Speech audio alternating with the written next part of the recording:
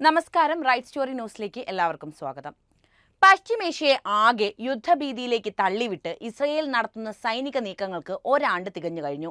Israel പ്രദേശത്തേക്ക് കടന്നുകയറി Hamas പ്രവർത്തകർ നടത്തിയ ആക്രമണത്തിന് തിരിച്ചടി നൽകാൻ തങ്ങൾക്ക് അവകാശമുണ്ടെന്ന വാദമുയർത്തി ഗാസയിൽ ആരംഭിച്ച സൈനിക നടപടി ഇപ്പോൾ പശ്ചിമേഷ്യയിലേക്ക് ആകെ വ്യാപിച്ചേക്കും എന്ന നിലയിൽ പുരോഗമിച്ചു വരികയാണ്. ആരെയും ഭയക്കാതെ, ഒരു സൈനിക ശക്തിയെയും വകവയ്ക്കാതെ, മനുഷ്യജീവനുകൾക്ക് യാതൊരു വിലയും കൽപ്പിക്കാതെ, കൊന്ന് കൊലവിളി മാറാതെ ഇനിയും യുദ്ധകാഹളം മുഴക്കിക്കൊണ്ടേയിരിക്കുകയാണ് ഇസ്രയേൽ. ഹമാസ്, ഹിസ്ബുള്ള നേതാക്കളെയൊക്കെ കൊന്നു തള്ളിയിട്ടും പക വിട്ടുമാറാതെയുള്ള ഇസ്രയേലിന്റെ ഈ പോക്ക് ഇതെങ്ങോട്ടേക്കാണ്? ഇനിയും സംഘർഷമൊഴിയാതെ മനുഷ്യജീവനുകൾ നിലവിളിച്ചോടുന്ന പശ്ചിമേഷ്യയിൽ നിന്ന് ശുഭകരമായ വാർത്തകളൊന്നും നമുക്ക് കേൾക്കാനാകില്ല. പൊറുതിമുട്ടി ഇറാൻ തിരിച്ചടിച്ചപ്പോൾ ലെബനനിൽ നിന്ന് ഇനി യുദ്ധം ഇറാന്റെ മണ്ണിലേക്കാണെന്ന് ഇസ്രയേൽ പ്രഖ്യാപിച്ചു കഴിഞ്ഞു. എല്ലാത്തിന്റെയും തുടക്കം കഴിഞ്ഞ വർഷം ഒക്ടോബർ 7-നായിരുന്നു. ഒക്ടോബർ 7-ന് ഹമാസ് നടത്തിയ ആക്രമണത്തിൽ 1200 പേർ കൊല്ലപ്പെടുകയും 250 പേർ ബന്ദികളാക്കപ്പെടുകയും ചെയ്തിട്ടുണ്ട്. അതിർത്തി കടന്നെത്തിയ ആക്രമികൾ ഇസ്രയേലിന്റെ പല ഭാഗങ്ങളിലായി ആക്രമണം നടത്തിയപ്പോൾ ഹോളോകോസ്റ്റിന് ശേഷം ജൂതന്മാർക്ക് മേൽ നടന്ന ഏറ്റവും വലിയ കൂട്ടക്കൊലകളിൽ ഒന്നായി അത് മാറി. ഹമാസ് ബന്ദികളാക്കിയവരിൽ 9 മാസം പ്രായമുള്ള കുട്ടികൾ വരെ ഉണ്ടായിരുന്നു എന്നത് ഓർക്കണം. ഇതിൽ പലരും ഇന്നും മോചിപ്പിക്കപ്പെട്ടിട്ടില്ല എന്നത് വസ്തുതയാണ്. എന്നാൽ ആ ആക്രമണത്തിന് പ്രതികാരം ചെയ്യാൻ ഇസ്രയേൽ തുനിഞ്ഞതോടെ പശ്ചിമേഷ്യയിലെ വലിയ സംഘർഷത്തിനാണ് തുടക്കം കുറിച്ചത്.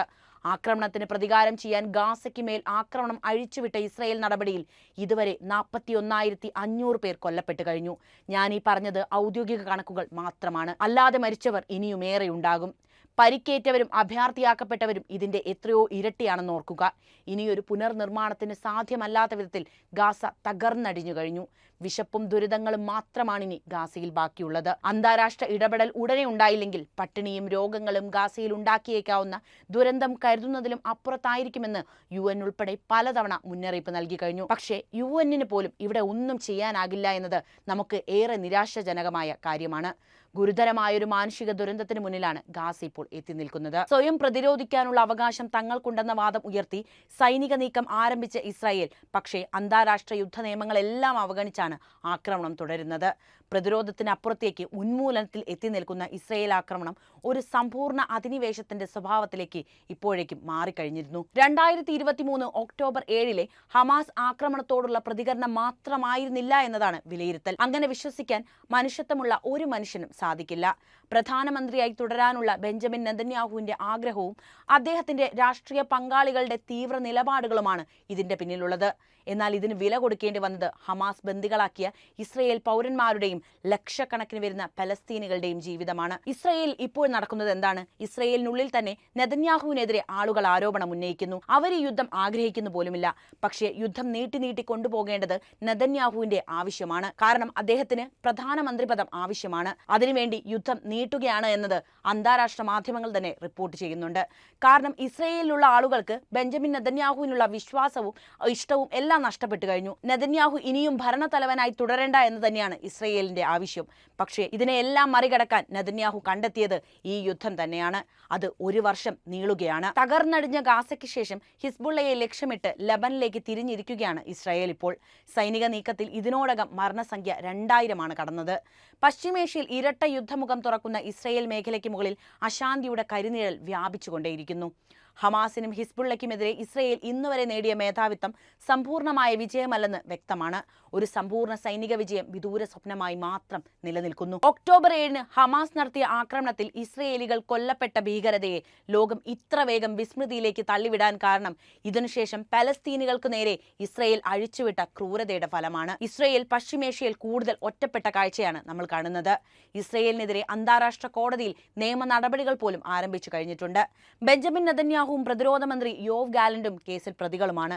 മനുഷ്യരാശിക്കെതിരായ കുറ്റകൃത്യം എന്ന നിലയിലാണ് ഗാസയിലെ സൈനിക നീക്കം അന്താരാഷ്ട്ര കോടതി പരിഗണിക്കുന്നത് പോലും.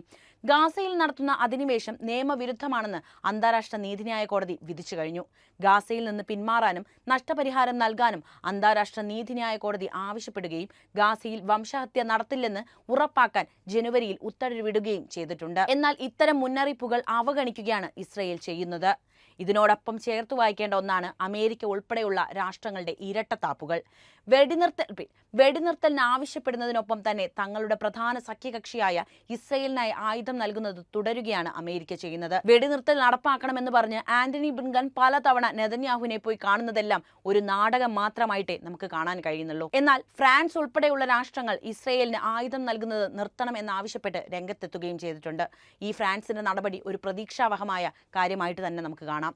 അധികാരമോഹികളായ ഒരു പറ്റം ഭരണാധികാരികളുടെ ധാർഷ്ട്യത്തിന്റെ ഫലമാണ് പശ്ചിമേഷ്യയിലെ സാധാരണ ജനങ്ങൾ അനുഭവിക്കുന്നതൊക്കെ. ഒരു വർഷമായി തുടരുന്ന ഈ ദുരിതം അവസാനിപ്പിക്കാൻ നയതന്ത്ര ഇടപെടലുകൾ അനിവാര്യമാണെന്ന് ലോകരാഷ്ട്രങ്ങൾ തിരിച്ചറിയേണ്ട സമയം അതിക്രമിച്ചെന്ന് വ്യക്തമാക്കുന്നതാണ് മേഖലയിൽ നിന്ന് പുറത്തുവരുന്ന ഓരോ വാർത്തകളും നമ്മളോട് പറയുന്നത്.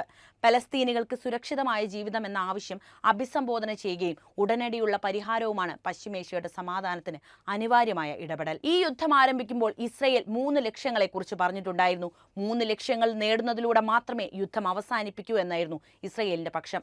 ആ ലക്ഷ്യങ്ങൾ ഇസ്രയേൽ നേടിയോ? നമുക്കൊന്ന് നോക്കാം. ഹമാസിനെ ഉന്മൂലനം ചെയ്യുക, ബന്ദികളെ സുരക്ഷിതരായി തിരികെ എത്തിക്കുക, ഇനിയൊരു ഭീഷണി ഉണ്ടാകാത്ത വിധം അതിർത്തി സുരക്ഷിതമാക്കുക എന്നീ 3 ലക്ഷ്യങ്ങളാണ് ഹമാസിനെതിരെ യുദ്ധം പ്രഖ്യാപിക്കുമ്പോൾ നെതന്യാഹു മുന്നോട്ട് വെച്ചിരുന്നത്.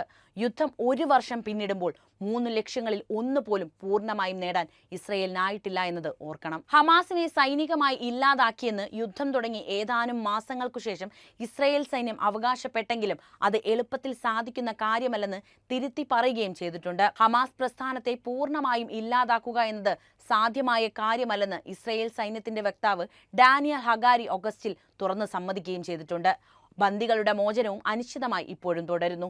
97 പേർ ഇപ്പോഴും ഹമാസിന്റെ തടവിലാണ്. ഇതിൽ 33 പേർ കൊല്ലപ്പെട്ടെന്ന് കരുതുന്നുവെന്ന് ഇസ്രയേൽ തന്നെ പറയുന്നുമുണ്ട്. ഹമാസിനെ സൈനികമായി ഇല്ലാതാക്കിയെന്ന് യുദ്ധം തുടങ്ങി ഏതാനും മാസങ്ങൾക്കു ശേഷം ഇസ്രയേൽ സൈന്യം അവകാശപ്പെട്ടെങ്കിലും അത് എളുപ്പത്തിൽ സാധിക്കുന്ന കാര്യമല്ലെന്ന് തിരുത്തി പറഞ്ഞു കഴിഞ്ഞു. ബന്ദിമോചനത്തിനായുള്ള ചർച്ചകളോട് മൃദു സമീപനം പുലർത്തുന്നില്ലെന്നും യുദ്ധം നീട്ടിക്കൊണ്ടുപോകാൻ ശ്രമിക്കുന്നുവെന്നും നെതന്യാഹുവിനെതിരെ ഇതിനകം ഇസ്രയേലിൽ നിന്നു തന്നെ വിമർശനം ഉയർന്നു കഴിഞ്ഞു. എന്നാൽ ബന്ദിമോചന കരാർ വൈകുന്നതിന് നെതന്യാഹു പഴിചാരുന്നതാകട്ടെ ഹമാസിനെയാണ്. ബന്ദികളെ വിട്ടു നൽകുന്നതിന് പകരമായി ഇസ്രയേൽ ജയിലിൽ കഴിയുന്ന തങ്ങളുടെ പ്രവർത്തകരെ വിട്ടു നൽകണമെന്നാണ് ഹമാസിന്റെ ആവശ്യം.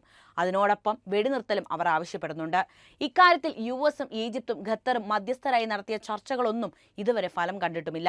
ഇസ്രയേൽ അതിർത്തി സുരക്ഷിതമാക്കുകയെന്ന നെതന്യാഹുവിന്റെ 3-ാം ലക്ഷ്യവും 1 വർഷം പിന്നിടുമ്പോൾ കൂടുതൽ സങ്കീർണമാവുകയാണ് ചെയ്തതെന്ന് നമുക്ക് കാണാവുന്നതാണ്. പടിഞ്ഞാറൻ അതിർത്തിയിൽ ഗാസയിലെ ഹമാസുമായാണ് ഇസ്രയേൽ യുദ്ധം ആരംഭിച്ചുവെങ്കിലും നിലവിൽ 4 ദിക്കിൽ നിന്നും ആക്രമണം നേരിടുന്ന അവസ്ഥയിലാണ് ഇപ്പോഴുള്ളത്.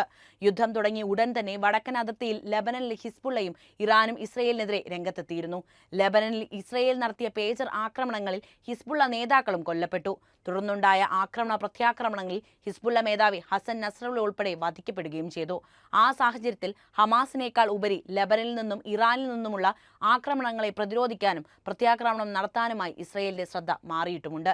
യമനിൽ നിന്നുള്ള ഹൂതി വിമതരുടെ ആക്രമണവും ഇസ്രയേലിന് ഭീഷണിയായി ഇന്നും തുടരുന്നു. ഹമാസിന് പിന്തുണ പ്രഖ്യാപിച്ച ഹൂതികൾ ചെങ്കടലിലൂടെ പോകുന്ന ഇസ്രയേലുമായി ബന്ധപ്പെട്ട കപ്പലുകൾക്ക് നേരെ നിരന്തരം ആക്രമണം നടത്തിവരികയാണ്. ഇനി സംഭവിക്കാൻ പോകുന്നത് 3-ാം ലോക മഹായുദ്ധമാണോ എന്ന തരത്തിലുള്ള വാർത്തകളാണ് പുറത്തു വരുന്നത്. അപ്പോൾ ഇനി നടക്കാൻ പോകുന്നത് ഇറാനും ഇസ്രയേലും തമ്മിലുള്ള യുദ്ധമാണ്. ഇതൊരു 3-ാം ലോക മഹായുദ്ധത്തിന് കാരണമാകുമോ എന്ന ചർച്ചകൾ വരെ സജീവമായി കഴിഞ്ഞു. പുതിയ വാർത്തകളും അപ്ഡേറ്റ്സുമായി വരാം. നന്ദി.